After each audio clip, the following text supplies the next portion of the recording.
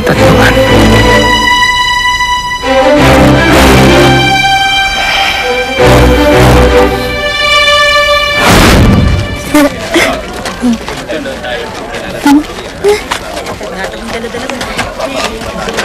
Ano pong pinaghahandaan niyo, Maestro? At nagpupunta tayo sa iba't ibang lugar. Yun ba talaga ang gusto mong malaman? Opo, panay ang punta niyo sa mga mapanganib na lugar tulad ng Koguryo at Baekje. Ano pong pinaghahandaan niyo? Sa kasalukuyan, wala pang dapat makaalam. Pero ang mga ginagawa kong paghahanda, para sa iyong lahat. Talaga? Para sa akin lahat yun? Tama. Kaya dagdagan mo sipag sa pag-aaral at pagbutihin mong pagsasanay. Dahil nais kong maging handa ka para sa iyong dakilang tungkulin. Ang ibig sabihin, lahat po yan akin na. Yun nga sinabi ko. Kung ganun, lahat mo na nandyan, akin na po yung lahat? Ganun na nga. Yung tinuro ko sa'yo kahapon, bigkasin mo nga.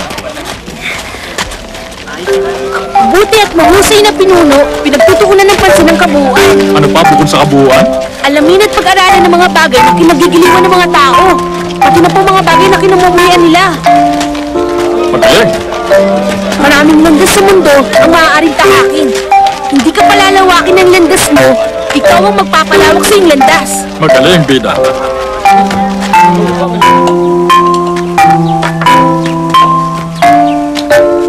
Hindi pa po ba bumabalik ang maestro ko? Naku, hindi pa siya dumarating. Gusto mo na kumain? Hindi po. Sabay na po kaming kakain ni maestro pagdating niya. Teka lang. Saan ka pupunta? Sa palikuran po. Bakit may gamit ka pa? Baka mabasa yan. Iwan mo na rito yan. Naku, hindi po.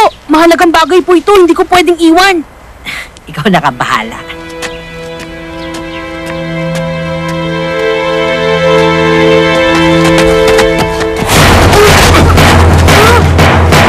Bakit po? Anong kasalanan ko sa inyo? Ito ba na? Ayoko!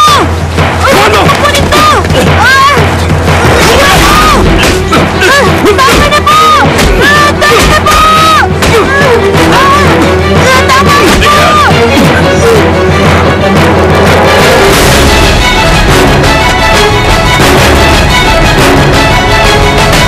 Si Bidam. Anong tawag isa sa kuta ng mga tulisan? Meron daw nakuha sa kanya at mahalagang bagay raw yun.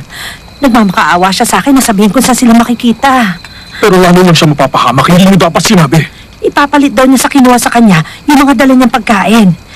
Siguro, hindi naman siya mapapahamak doon. Makikinig ba ang mga tulisan sa isang bata? Nasaan sila? Sabihin mo na.